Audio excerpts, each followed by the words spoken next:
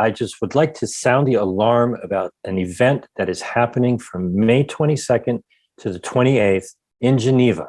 It's the World Health Assembly, where delegates from 194 nations across the world each come to decide your future in regards to your health. Now, most people are unaware that this is happening, but they're also unaware that the United States delegate has submitted amendments to something called the International Health Regulations. These amendments, in my humble opinion, are absolutely atrocious, but I don't want you to take my opinion for it. Please go to DontYouDare.INFO to get all of the information, DontYouDare.INFO. The amendments are there, the documents are there, all of the evidence is there. What this is doing is taking away the control from each of the 194 nations in whether or not they get to have input into the declaration of an emergency. The amendments would give away that power, that form of sovereignty, to the World Health Organization, which in my opinion, again, my opinion, we'll talk about the facts in a moment, is a corrupt corporation that does not deserve to have that type of dictatorial power. You can find out what to do if you just go to stopthewho.com. So don'tyoudare.info, stopthewho.com, and you can call me directly at 310-619-3055 if you have any questions.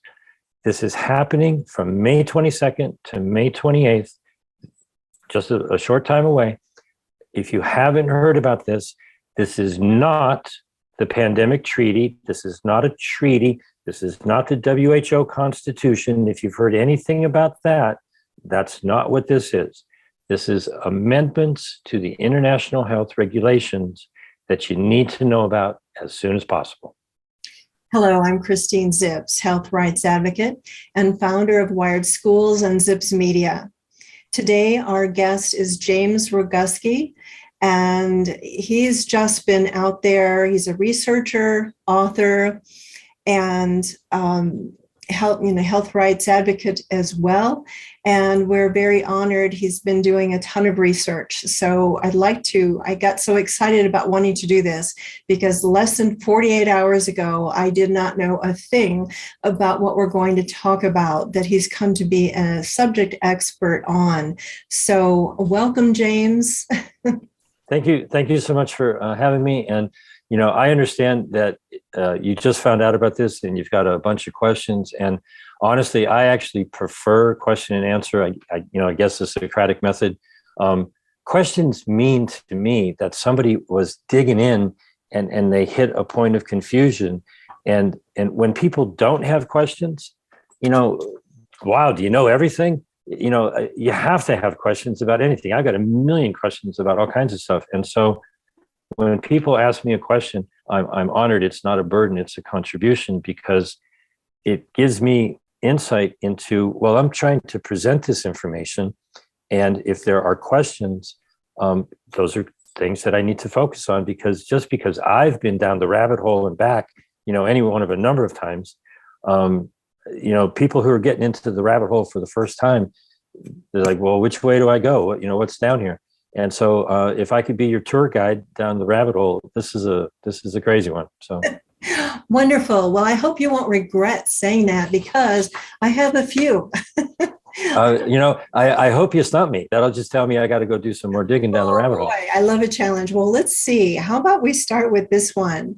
Since I understand that you have poured through thousands of pages of public documents and hiding in plain sight is a plan to give dictatorial powers to the WHO, World Health Organization, slipped into the Federal Registry the very last day of Obama's presidency. Now ready to be detonated by WHO, assuming massive new powers. Please tell us more about this. That combines a handful of things.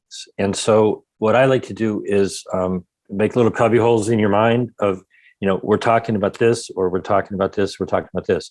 And so the first part of that, and I may ask you to come back if I forget some of the pieces of the puzzle, But the first part of that is I found a document that was published in an article that just, on the internet, it's just someone else doing a blog, kudos to them. They published an article about the international health, the amendments that were proposed to the international health regulations. I found that on March 28th, but it was published, a month and a half before that, shortly after the United States delegate, Lois Pace, submitted them to the WHO. And so on January 18th, they were submitted. On January 20th, the WHO told 194 nations about it. And that's just in the nick of time because there's a 4-month requirement that they have to do that before the assembly, which is May 22nd. So from January, February, March, April, May, they just made it in under the deadline. I found these on March 28th.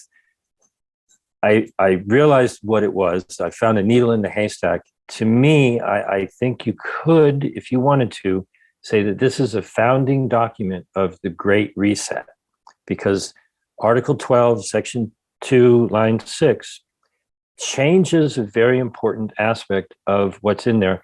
Maybe I'll leave that for another question.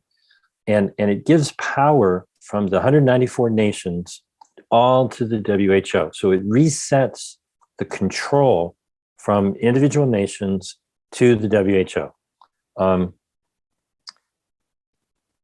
Your next part of that first question has escaped my mind. So what was the second half of that you were asking me? It was a multi-part question. I apologize. I should have compartmentalized just a little bit, but, and that it's a plan to give dictatorial powers to the WHO. We covered that. Yes, and slipped into the Federal Registry. Now ready to be detonated by WHO, assuming massive new powers.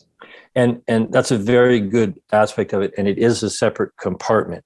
The document that we're talking about, I found on someone's website, and it certainly looked to be legitimate, but all they said was, well, we obtained this document. And I didn't know how they obtained it. I didn't know where they obtained it. It looked legit. And so I did my homework and I researched it. But then it actually finally became public on the World Health Organization's website on April 12th.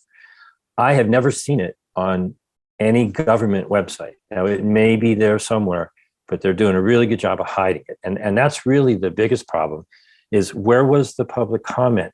Who negotiated this? Realistically, the law states that if someone is going to negotiate a new international agreement of some kind, they have to be publicly given a delegation of authority to even do the negotiations. Were they properly vetted in terms of that? Were they properly vetted in terms of submitting it? And why was it hidden? And, why is it still not on a United States website, as far as I can tell? And obviously, the press has been totally silent. And so, in addition to that, I came upon a document in the Federal Register where words, the definition of words, were changed. The CDC submitted a final ruling, and they published their regulations in the Federal Register. In my interpretation, my understanding of how law is supposed to work, it's great that the executive department writes up regulations and submits them to the Federal Register. But I've always been of the mindset that a law has to be passed by the legislative body.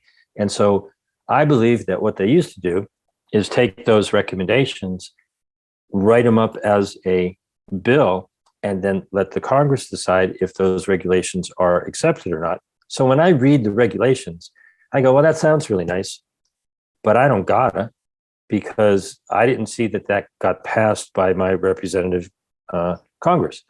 Be that as it may, change the meaning of words. It's like 1984, Newspeak, war is peace and love is hate and up is down and all that kind of thing. The most entertaining one for me is they redefined or gave a definition for an ill person. Now, you would want to have a concrete definition for somebody who has a contagious disease that might be spread. That makes sense. But ill person, they had a number of ways to be defined, but the one that caught my eye was if you're warm to the touch and you have a headache and a stiff neck, then you are an ill person according to the CDC's regulations. So if you're flying, and this is all about quarantine and travel and, you know, ports of entry and all that kind of stuff. If you're flying, don't ever complain that you're hot and you got a headache and a stiff neck, because, you know, I got half of that right now. I'm kind of cold. My head's fine, but my neck's a little stiff. I'm not quarantinable at the moment, but add a couple of symptoms in there and a couple of complaints.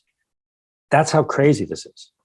They also changed, which is more not good, or less good, I suppose, more bad, worse by far, is they changed the term non-invasive. And a lot of double negatives, essentially they said, yes, we can stick something up your nose even if you don't want us to. Whereas the international health regulations clearly say, well, that's invasive and you got to ask permission. That doesn't sit well with me. I'm not okay with that, right? The most egregious one is they changed in the Federal Register the definition of a public health emergency. In international lingo, the WHO talks about a public health emergency of international concern, PHEIC. They absolutely telegraph how ridiculous their actions are. PHEIC, fake. So when they say it's an emergency, maybe it's a fake, okay? In the United States, it's a public health emergency declared by the Secretary of Health and Human Services. And one of the 5 definitions is if the if the Director General of the WHO makes a recommendation. It could be, oh, there might be some pathogen in the sewer system in Cairo, Egypt. Legitimately, according to the regulations, the Secretary of Health and Human Services could declare a pandemic even on a potential problem, and that's the word they use. The date that all of these changes were made was January 19th, 2017. And I won't say what I think about that. I'll just let your viewers look on the calendar and figure out what significance January 19th, 2017 has. And because I've looked ahead, that's a great question. And I look forward to hearing what folks come back with. But well, thank you for addressing that multi-pronged question. Wondering if you would please talk about the U.S. having proposed amendments to the international health regulations. Specifically, what are in the amendments, if you know, and is there something special about the American amendment? The last phrase is, I'll straighten out the language because it was negotiated, I believe, at the prompting of the United States. It's unknown who was involved in the negotiations, but nearly immediately after it was presented by the United States, so it's coming from the United States, even though they most likely had negotiations with many other countries. Soon after that, I think 19 countries plus the 27 of the European Union voiced their support for the amendments. Well, it's like you looked at it for a week and you're voicing your support. So did you get any contribution, any input from the people of your country? Did your parliament or your Senate or your Congress or your president or your people have any say in the matter? It's like, boom, the elite powers that be sign on to something that they're negotiating in private. It's not just the United States' amendments, and it's just one document, and they're changing, or they're presenting and proposing changes to 13 articles that are part of the international health regulations. So it's one document with a bunch of words that are adding and subtracting language from the existing amendments. I hope that answers the question. It does. Thank you, James. And so are you ready for the $64 billion question? We've got inflation, you know. Mhm. So I'll get myself some toilet paper with that. We ought to be good. so who are the WHO delegates? And if they are shrouded in mystery, as I understand they might be, do you think this is for their security, or do you think they're trying to sneak in under the radar? It brings to question the old Abbott and Costello routine about a baseball team where one of the players' name was who, and another player was I don't know, and another player was what. You know, who's on first? I don't know. Who's behind this? Who ran the negotiations? You know, who is responsible for giving this to the United States? You know, who gave the authority to make this happen?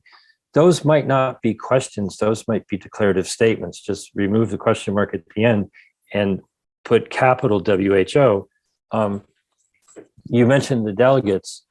At the very least, the fact that no country in the world, to my knowledge, has publicly stated who is going to represent them when they go to the WHO assembly in Geneva. That doesn't sound like democracy or a democratic process or a transparent process to me. And clearly, if I don't know the person who is going to be representing, you know, our country or the other 193 countries, can we say elitism? Can we say insider information? People have mentioned, you know, for their protection. Well, they always name everybody who was there after the fact.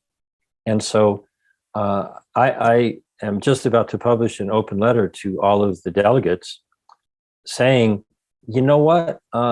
I have kindness in my heart. I have no malice towards any of the delegates. I'm a peaceful person, and I think everybody else should be. You know, you might be walking into a trap. Did you read you know, let's just say, you know, delegate from Japan, okay? Did you read the amendments before you're headed off to go to Geneva, right? Did you understand them? Did you really dig in? Did you get anybody else's opinion? Did you talk to the people in your government? Did you talk to the people in your country? Did you actually realize that you are actually giving away some of your national sovereignty? Do you have the authority to do that? Interesting. I love you. Much love in your direction. I'm just trying to warn you that you might be walking into a trap where I've been told by people who have been to these events that a lot of the countries, maybe not Japan, but a lot of the countries that are not as wealthy, part of the excitement for the delegates and the delegation is they get to go shopping in Geneva. And that's that's like a special thing because maybe they can find some things that they can't get back at home. And I can imagine the honor that people feel to be, you know, part of this special delegation. But you guys are being set up. You're being set up big time. And when you get home and you realize what you just did, and the word spreads and people in your country realize what you just did, if you were completely unaware, that would be one thing. But it's your job to be aware. And so you have no excuse at that point. So I'm just out there trying to alert everyone in the world. I see it. I see a setup. I see somebody trying to, like Nancy Pelosi said with the Obamacare Act, the Affordable Care Act. Oh, you know, I know it's 1,400 pages. You can read it after you pass it, right? Well, if you read this after you agree to it, bad on you. Because if somebody pulls that trick on someone else, the answer has to be, I will not vote for it because I haven't had a chance to read it. No. Yep. So I encourage all the delegates to vote no, unless you want to catch the firestorm when you get home by voting yes. Excellent. I love that idea. I don't know that I would have thought of taking that approach, but that's very, that should get their attention, I would hope. I believe you've had conversations with Dr. Reiner, Fuellmich, And I heard one of his recently where he was talking about how they, we know who they are, use panic and fear to move us closer to one world government. And I understand that this is tied with the Great Reset. Would you agree? Well, I've actually said that this document appears to me to reset the control of who gets to declare an emergency. So yes, the short answer is yes. Mm-hmm. Now, going back to Roman times, when there was an emergency, they would pick a pillar of society, a well-respected, capable person, to be the dictator who barked orders and dictated what would be done to deal with the problem. And so the definition of the word from Roman times is if you have an emergency, you pick a dictator to tell everybody what to do. Now, that doesn't give them the right to trample on your freedoms and your rights. But, I'm a project manager by career. It's you have a crew of people, you have a job to do, you break it down, you make assignments, but you don't abuse people in the process. You direct them, okay? And so the director general of the WHO is one thing. They want to turn him into the dictator general, and that requires emergency. It's just the definition. You can't have a dictatorship without an ongoing emergency. I could go way down a rabbit hole about emergencies and a question that you may not ask. We could come back to that at the end if we have time. But Tedros Ghebreyesus is up for re-election during this assembly. So the 194 nations will vote. And like all good dictators, he's unopposed. So it appears to me that they're going to coronate a dictator and try to give him dictatorial powers to name and declare an emergency at any time. That sure seems like a big reset to me. Maybe it's the great one, but it seems pretty lousy from my point of view.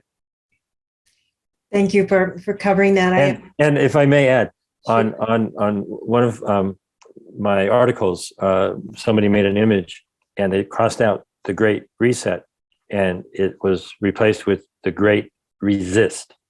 And so I would actually change it to the Great Reject. Yeah.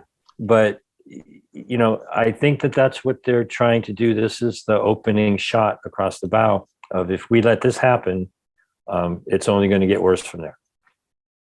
That makes sense. That really does. I agree with you on the reject part. Back to Tedros, I understand that he's surrounded in controversy on several levels.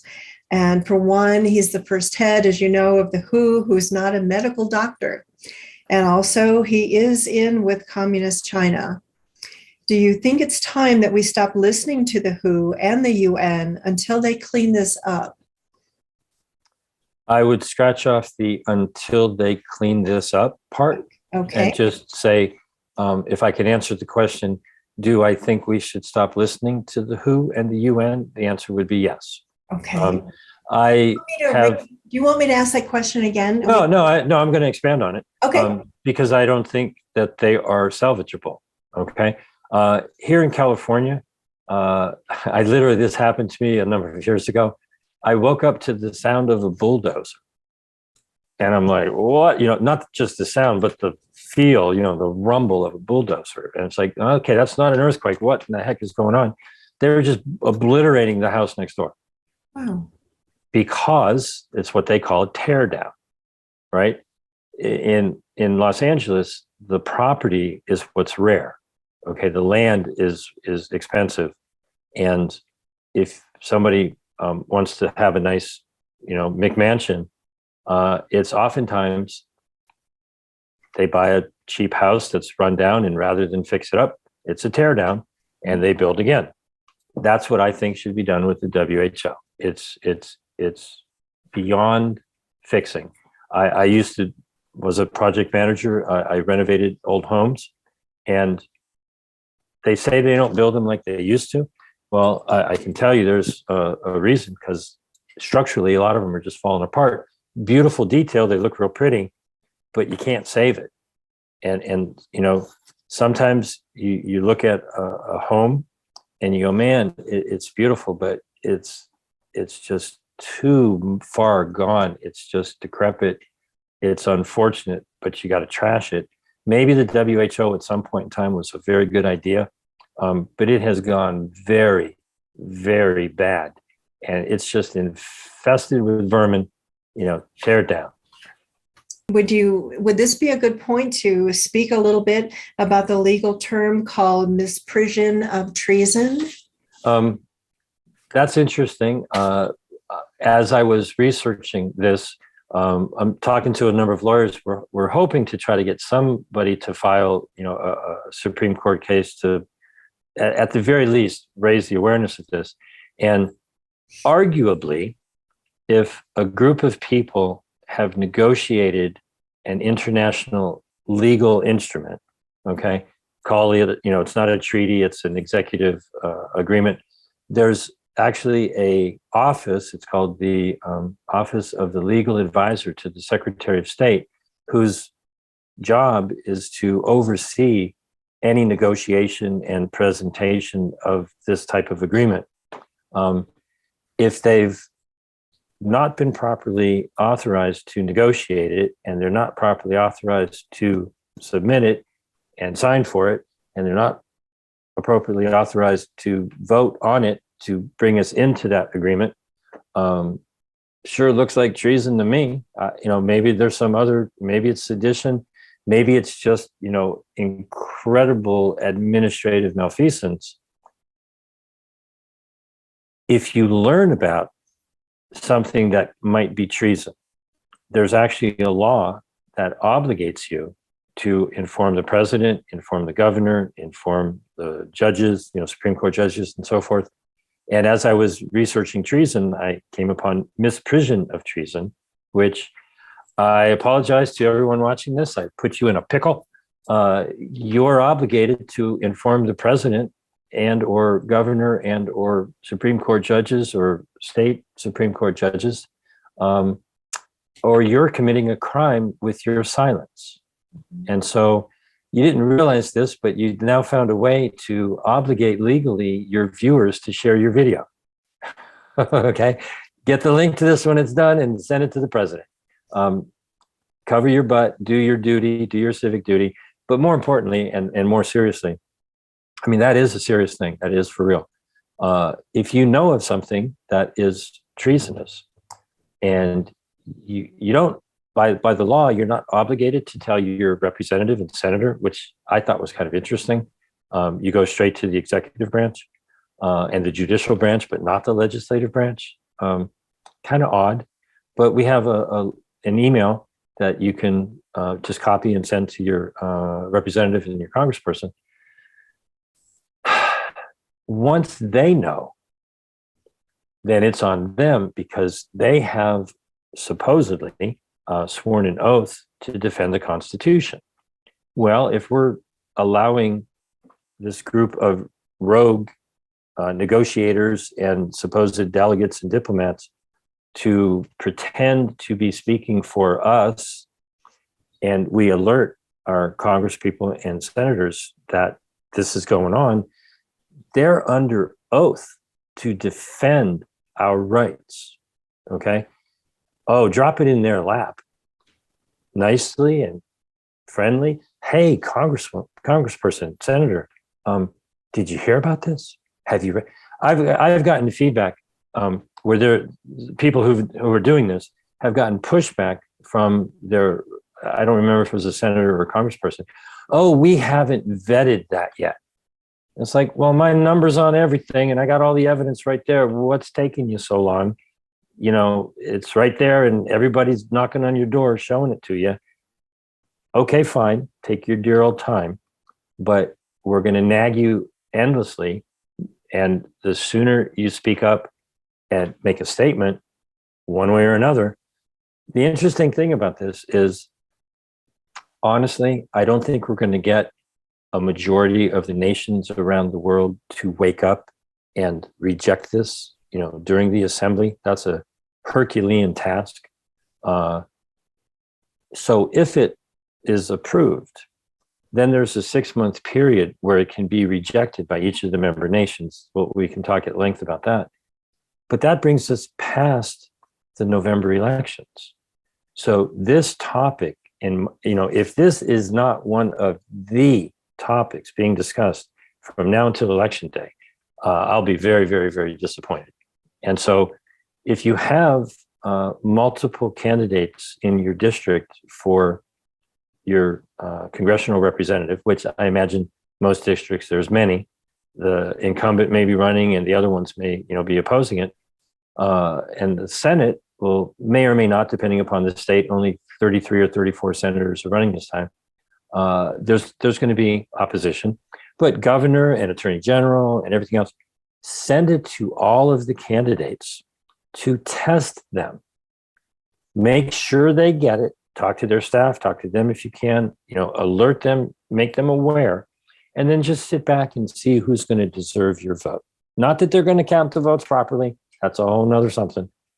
But if you're going to vote and you show this to all of the people who are running for office, if they don't get back to you and represent your wishes on something, while they're still a candidate, what makes you think they're going to pay any attention to you when they're actually in office? And the incumbent is obligated due to their oath of office, as are anybody in the military, police force. I mean, just go up to somebody, hey, have you ever sworn an oath of office to defend the Constitution? Oh, well, let me give you this. You better get to work. This could be treason. Get on it. You've got an oath. You better go do something. Good points. And how about our sheriffs, right? Exactly. Only elected officials that, Exactly. Yeah, I interviewed and every deputy down the line. Absolutely. Yeah. I interviewed Constitutional Sheriff Richard Mack last year and joined his posse group on Constitutional Sheriffs and Police Officers Association, and just learned so much about how, he said, you've got to make sure, you've got to vet your sheriff and make sure that they've got your back, that let them know what, you're concerned about, whatever, and find out where they stand on that. But that's a bit of an aside.